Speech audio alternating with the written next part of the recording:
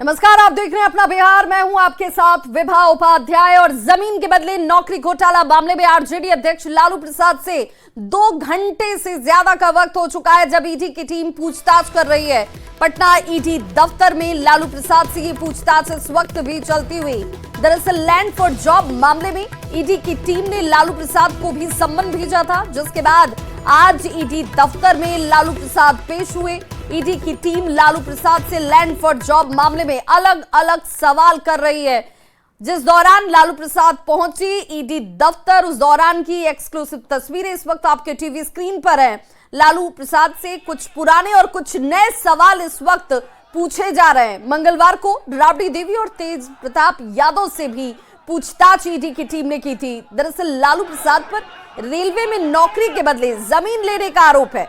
लालू प्रसाद के परिवार समेत अन्य लोगों पर अभ्यर्थियों से जमीन लेकर नौकरी देने का आरोप है और लालू परिवार के खिलाफ जमीन रजिस्ट्री का आरोप, जिसे लेकर ईडी की टीम इस वक्त सवालों की फहरिस्त के साथ पूछताछ करती हुई लालू प्रसाद से। लालू प्रसाद 2004 से 2009 के दौरान रेल मंत्री थे। 2021 में इस केस में सीबीआई की प्रारंभिक जांच की शुरुआत हुई थी। सीबीआई ने 18 मई 2022 को मुकदमा दर्ज किया और जुलाई 2022 में भोला यादव को अरेस्ट किया गया था। भोला यादव तत्कालीन रेल मंत्री लालू प्रसाद के ओएसडी थे। 10 अक्टूबर 2023 को 16 आरोपियों के खिलाफ चार्जशीट दाखिल किया गया और जिन्हें जिन्हें सम्मन भेजा गया है उन्हें एक एक कर ईडी दफ्तर बुलाकर पूछताछ इस वक्त की जाती हुई। तो रेलवे ग्रुप डी की बहाली में ये जमीन लेकर नौकरी देने का पूरा मामला, जिसमें राबड़ी देवी से कल 4 घंटे से ज्यादा का वक्त जब पूछताछ चला। तेज प्रताप यादव से पहली बार इस पूरे मामले में पूछताछ कल किया गया और आज लालू प्रसाद से इस वक्त पूछताछ ईडी दफ्तर में किया जा रहा है, जिसमें पुराने भी सवाल हैं जिन्हें इससे पहले भी लालू प्रसाद से पूछा गया था। एक नए सवालों की फहरिस्त भी सामने है जिसे पूछा जा रहा है और एक तरीके से मानकर चला जा रहा है कि पुराने सवाल जिसके जवाब लालू प्रसाद ने इससे पहले भी दिए हैं, उन सवालों के जवाबों को मिलान करने की कोशिश भी की जा रही है। पटना संवाददाता अमित हमारे साथ इस वक्त सीधे जुड़ रहे हैं ग्राउंड जीरो से। अमित, इस वक्त लालू प्रसाद से पूछताछ का क्रम घंटों से चल रहा है और ये और कितना लंबा चल सकता है, इससे लेकर कोई जानकारी सामने आ रही है? देखिए, लगभग 1.25 घंटे का वक्त बीत चुका है जब लालू प्रसाद यादव से ईडी के अधिकारी जो हैं वो पूछताछ कर रहे हैं और जो ईडी के सोर्स बता रहे हैं कि अभी लालू प्रसाद यादव को थोड़ा लंच के लिए समय दिया जाएगा और चूंकि वो बीमार भी रहते हैं, अस्वस्थ रहते हैं, तो उन्हें दवा मेडिसिन जो है वो लेने की भी इजाजत जो है वो ईडी के अधिकारी के द्वारा दी गई है। क्योंकि लालू प्रसाद यादव की जो बेटी है वो लालू प्रसाद यादव के साथ आई है मीसा भारती, तो वो दूसरे कमरे में है। लालू प्रसाद यादव जो है वो दूसरे कमरे में, जिनसे ईडी के अधिकारी जो है वो लगातार पूछताछ कर रहे हैं। जो जानकारी मिली है ईडी सूत्रों के अनुसार, उसके मुताबिक लालू प्रसाद यादव जब यहाँ पहुंचे थे तो सबसे पहले उनका सेहत जाना ईडी के अधिकारियों ने कि आप कैसे हैं, तो लालू प्रसाद यादव ने कहा कि हम ठीक बानी और उसके बाद उनसे पूछा गया कि चाय लेंगे, पानी, इस तरह से अगर आप पहले रिलैक्स हो लीजिए, तो लालू प्रसाद यादव रिलैक्स हुए। उसके बाद 10:20 पर यह पूछताछ शुरू हुई। लगभग 1.25 घंटे का वक्त बीत चुका है और जो जानकारी है उसके मुताबिक लालू प्रसाद यादव से कुछ पुराने सवाल भी लिए जा रहे हैं और कुछ नए जो सवाल जो है वो तैयार किए गए। कल राबड़ी देवी और तेज प्रताप यादव से जो पूछताछ हुई उसके बाद कुछ नए सवाल जो है वो एड ऑन किया गया लालू प्रसाद यादव से पूछताछ करने के लिए। पुराने सवाल आखिर क्यों पूछे जा रहे हैं, जब इसको लेकर के हमने अपने ईडी के अधिकारी सूत्रों से पूछा तो उन्होंने कहा कि इसलिए किया जाता है क्योंकि ये पूछताछ एक जांच की प्रक्रिया है और वो इसलिए किया जा रहा है ताकि जो लालू प्रसाद यादव जिन सवालों का जवाब पहले दे चुके हैं उन सवालों को फिर से लिया जा रहा है, इसलिए क्योंकि जो जवाब होगा आज लालू प्रसाद यादव का उससे पहले के जवाब का मिलान किया जाएगा और वो इसलिए किया जाएगा ताकि जो पहले उन्होंने जवाब दिया है क्या वो सही दिया है या गुमराह किया था ईडी के अधिकारियों को, तो ये एक प्रक्रिया है। लेकिन नए सवाल जो है वो इसलिए लिए जा रहे हैं क्योंकि जांच जैसे जैसे आगे बढ़ रही है मीसा भारती जो है वो राबड़ी देवी के साथ मौजूद थी। हालांकि जब सवाल हो रहा था राबड़ी देवी से तो अलग कमरे में हो रहा था, लेकिन इंतजार बाहर के कमरे में मीसा भारती करती नजर आई। आज जब लालू प्रसाद से भी पूछताछ की जा रही है वो भी उस दौरान उनके साथ नजर आई।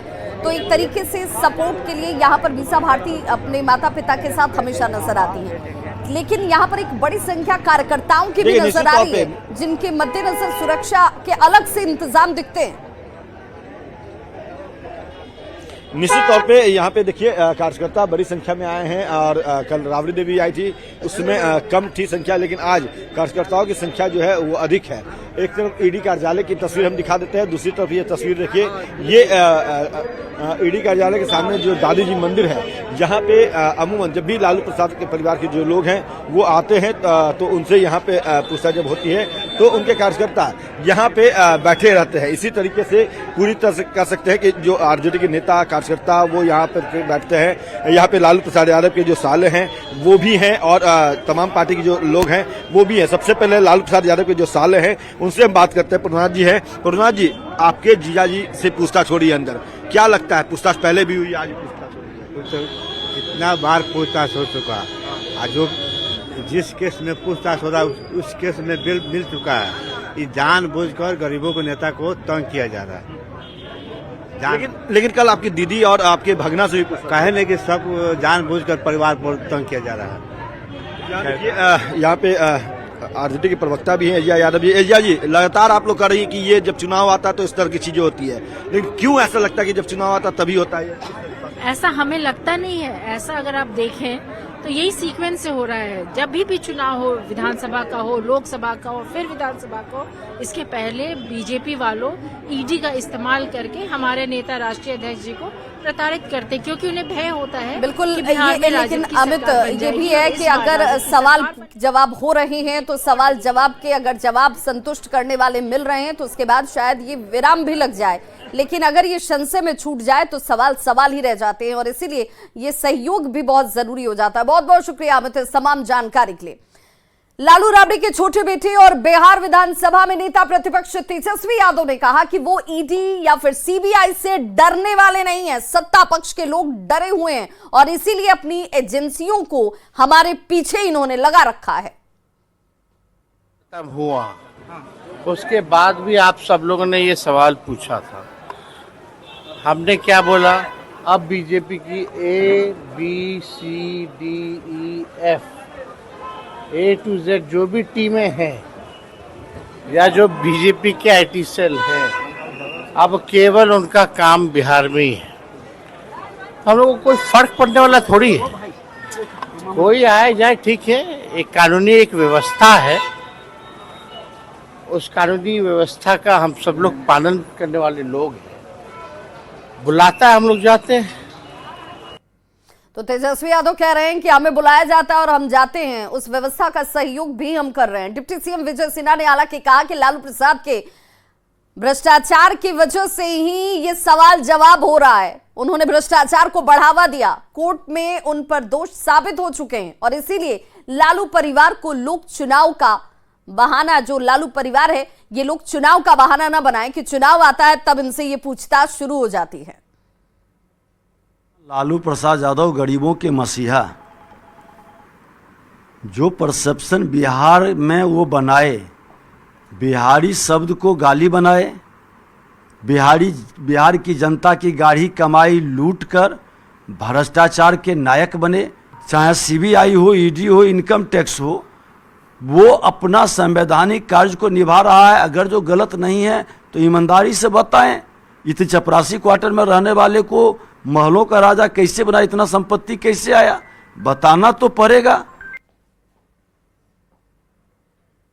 तो लैंड फॉर जॉब मामले पर लालू प्रसाद से ईडी इस वक्त सवाल कर रही है, जिसे लेकर इस वक्त बिहार की सियासत गर्मा चुकी है। सत्ता पक्ष के नेताओं ने कहा कि जो लोग जैसा करेंगे उसे वैसा ही भरना पड़ेगा। वहीं विपक्ष के नेताओं ने चुनाव को लेकर कार्रवाई करने का आरोप लगाया। तो सवाल जवाब एक दूसरे पर आरोप प्रत्यारोप के तौर पर भी शुरू हो चुके हैं। बिहार विधानसभा चुनाव से पहले बिहार कांग्रेस में एक बड़ा फेरबदल कर दिया गया है। अखिलेश सिंह की जगह राजेश कुमार को बिहार कांग्रेस का अध्यक्ष बना दिया गया है। राजेश कुमार ने इसके लिए कांग्रेस नेतृत्व का आभार जताया। उन्होंने कहा कि कम समय में ज्यादा काम करना है, हमारे सामने ये चुनौती है। उन्होंने कहा कि बिहार में कांग्रेस कमजोर नहीं है और हमें काम करने की जरूरत है, सभी मिलकर काम करेंगे। कम समय में ज़्यादा काम करने के लिए हमें अवसर मिला है। परिवार में फूट नहीं होती है, गुट नहीं होती है।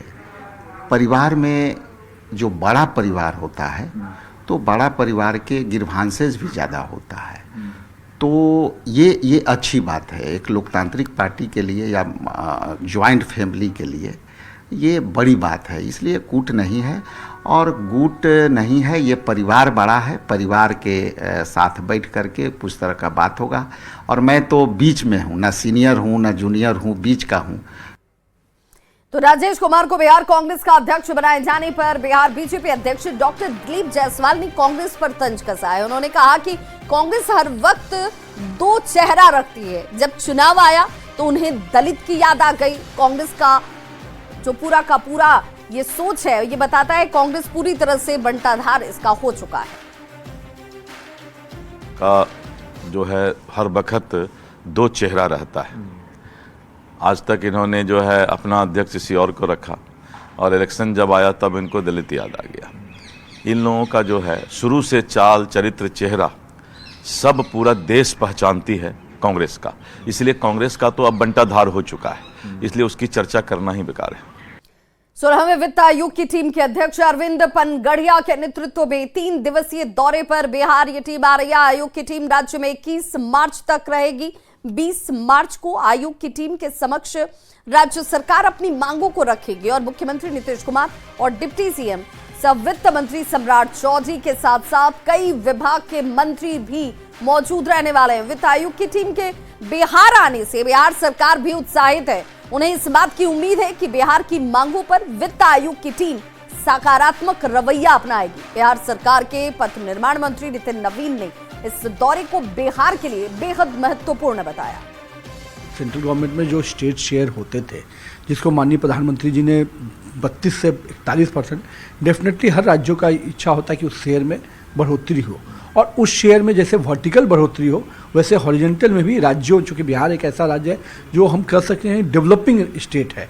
आज के डेट में जो बड़े राज्य हैं उसके पैमाने पे लगातार बिहार डेवलपमेंट में आगे बढ़ रहा है। तो उसमें जो हमको सेंटर से और अधिक शेयर जो हॉरिजेंटल कंपोनेंट में मिलेगा उसका लाभ हम अपने राज्य के डेवलपमेंट में कर सकते हैं। वहीं बड़ी खबर मुजफ्फरपुर से आ रही है, जहां प्रॉपर्टी डीलर की गोली मारकर हत्या कर दी गई है। सदर थाना के पताही की यह घटना, जहां रामकिशोर चौधरी की हत्या से इलाके में हड़कंप मच गया है। देर रात ठाकुरहाट के पास उन्हें गोली मारी गई। प्रॉपर्टी डीलर रामकिशोर चौधरी पान खाकर घर लौट रहे थे और तभी अपराधियों ने उन्हें निशाना बनाया। बताया जाता है कि इससे पहले भी उन पर एक बार फायरिंग की गई थी। घटना के बाद मौके पर पुलिस और एफएसएल की टीम जांच कर रही है। पुलिस आसपास के सीसीटीवी फुटेज को भी खंगाल रही है। वो सही है। पहले भी एक नवंबर 2024 इनके विरुद्ध एक कांड दर्ज हुआ था 741 जिसमें इनके घर में जो इनकी बहू थी उनकी आत्महत्या करने की बात सामने आई थी और उसमें ये अभियुक्त थे उस कांड में। और जो कुछ साल पहले इनके ऊपर गोली चलने की भी बात सामने आई है। सदर में एक कांड दर्ज हुआ है। उस केस फाइल को भी हम लोग अभी स्टडी करेंगे कि उसमें क्या अनुसंधान में पाया गया था। स्कूल में भी इन पर हमला करने की बात सामने आई हुई है और कुछ प्रॉपर्टी का भी ये डीलिंग करते थे। तो अभी प्रथम दृष्टया जो मुख्य हत्या का कारण है वो बताना जल्दबाजी होगी। हम लोग थोड़ा सा इसमें और इन्वेस्टिगेशन कर लेंगे। मुजफ्फरपुर में बेखौफ बदमाशों ने देर रात एक प्रॉपर्टी डीलर की गोली मारकर हत्या कर दी। इस वक्त हम मौके पर ही मौजूद हैं। यहीं पर वह घटना को अंजाम दिया गया था और आप देख सकते हैं कि पुलिस की टीम यहां पर जांच करने के लिए पहुंची है। एफएसएल की भी टीम यहां पर जांच करने के लिए पहुंची है। खुद एसडीपीओ 2 जो नगर की विनीता सिन्हा है वह पहुंची थी। तो देर रात बेखौफ बदमाशों ने करीब 11 बजे रामकिशोर चौधरी उर्फ टुनटुन चौधरी जो पताही जगन्नाथ के रहने वाले थे, जो प्रॉपर्टी डीलिंग का काम करते थे, उनकी गोली मारकर हत्या कर दी गई है। और ऐसे में इस मामले की जांच में पुलिस टीम जो है वह जुटी हुई है। परिवार के लोगों का कहना है कि वह देर रात पान खाने के लिए निकले थे। उसके बाद जब वह लौट रहे थे अपनी बुलेट गाड़ी से तो उसके बाद उसी दौरान उन्हें बेखौफ बदमाशों ने गोली मार दी थी और उनकी मौत हो गई थी। हालांकि जो इसमें महत्वपूर्ण बात यह है कि कुछ साल पहले भी उन पर एक बार गोली चली थी, ऐसी भी बातें सामने आई है। फिलहाल पुलिस तमाम एंगल से इस मामले की जांच में जुट गई है कि आखिर इस हत्याकांड के पीछे वजह क्या है, क्योंकि हाल के दिनों में प्रॉपर्टी डीलिंग से जुड़े हुए काम कर रहे थे, तो हो सकता है कि इससे संबंधित कोई विवाद होगा और इसी में उनकी हत्या हुई होगी। फिलहाल पुलिस इस पूरे मामले की जांच कर रही है और तमाम आसपास के इलाके की जो सीसीटीवी फुटेज है उसे खंगालने में जुटी हुई है। मुजफ्फरपुर से न्यूज 18 के लिए प्रियांक सौरभ। वहीं कटिहार से एक हैरान कर देने वाली खबर सामने आ रही है, जहां एक किसान की हत्या कर अपराधी उसके शव को अपने साथ लेकर चले गए। घटना कुर्सेला थाना क्षेत्र के गोबराई दियारा की है। मामले पर परिजनों का कहना है कि मृतक जूलो यादव खेत में पानी पटाने के लिए पहुंचे थे और इसी दौरान अपराधियों ने गोली मारकर उनकी हत्या की। घटना के पीछे की वजह पुरानी रंजिश बताई जा रही है। मेरा भतीजा फोन किया कि जो कि चाचा को जो कि गोली मार दिया, तो गोली मार दिया तो हम लोग वहाँ से चले, तो उसमें जो कि हम लोग भी जा रहे थे, तो बोले कि प्रशासन बोले कि आप लोग बाद में आइएगा, हम लोग को जाने दीजिए। जिसके साथ घटना घटा उसका आप कौन है? भाई है। तो किसान जूलो यादव की हत्या के विरोध में लोगों ने NH 31 को जमकर हंगामा किया। हंगामा कर रहे लोग शव को बरामद करने की मांग कर रहे हैं। दो तस्वीरों के जरिए आप समझ सकते हैं आक्रोशित परिजन और ग्रामीण जो हैं वो शव की मांग कर रहे हैं, क्योंकि बताया जा रहा है कि इस हत्याकांड को अंजाम देने के बाद अपराधी शव को भी अपने साथ ले गए। बघा से बड़ी खबर, जहां गैंडे के हमले में 2 लोग घायल हो गए। मदनपुर के रामपुर गांव की यह घटना, जंगल से भटक कर बताया जा रहा है कि गैंडा जो है गांव में घुस गया।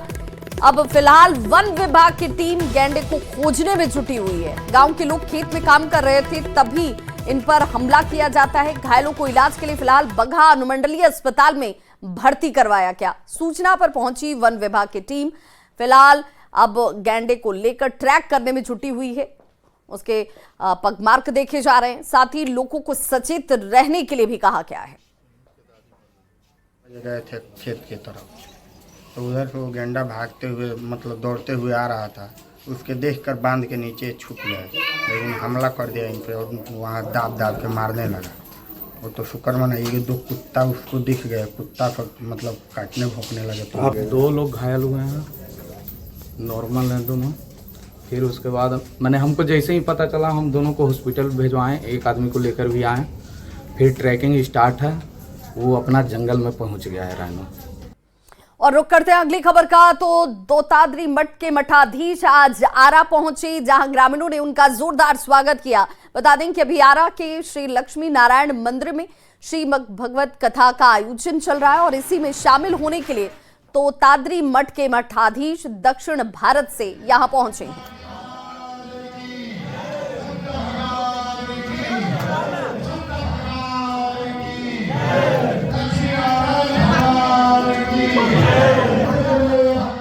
बिहार बोलते हैं, एक प्रांत है। पुराने जमाने में इसका नाम असली नाम मगधम मागधीय देश में थे। पुराण में कहलाते थे। बाद में अशोक चक्रवर्ती के द्वारा यहाँ बुद्ध मत प्रचार होकर के बुद्ध विहार बहुत ज्यादा हो गया। विहार पीछे बिहार बोल दिया, बुद्ध विहार। हम लोग कृष्ण मंदिर राम मंदिर बोलते हैं, इसी तरह बुद्ध विहार बोलते हैं। अशोक चक्रवर्ती के समय में ये सब हमारे भारत उत्तर भारत पूरा बुद्ध साम्राज्य थे। होली के बाद बड़ी संख्या में लोग अब रोजी रोजगार की तलाश में दूसरे राज्यों की ओर रुख कर रहे हैं और एक साथ बड़ी संख्या में लोगों के जाने से ट्रेनों में भारी भीड़ देखी जा रही है। कटिहार जिले से भी बड़ी संख्या में लोग होली के बाद अब काम के लिए दूसरे राज्यों की तरफ जाते हुए दिखते हैं। कटिहार जंक्शन पर इन यात्रियों की भारी भीड़ देखी जा रही है। भीड़ को देखते हुए रेलवे की तरफ से भी खास इंतजाम किए गए हैं। ईद के मौके पर भीड़-भाड़ थोड़ा बढ़ने की आशंका है, तो इस आशंका के तहत हमने अपना रश मैनेजमेंट प्रोटोकॉल ऑलरेडी लागू कर दिया है, जिसके तहत 24/7 ड्यूटी लगाई गई है प्लेटफॉर्म पे जहां रश आने की संभावना है, जैसे जोगबनी हो गया, आपका कटिहार हो गया। मैं सभी महत्वपूर्ण स्टेशनों पे कॉमर्शियल स्टाफ के द्वारा ड्यूटी की जा रही है और आरपीएफ भी साथ में सहयोग कर रहा है। तो इस बुलेटिन में बस इतना ही, लेकिन न्यूज़ 18 बिहार झारखंड पर खबरों का सिलसिला लगातार जारी है।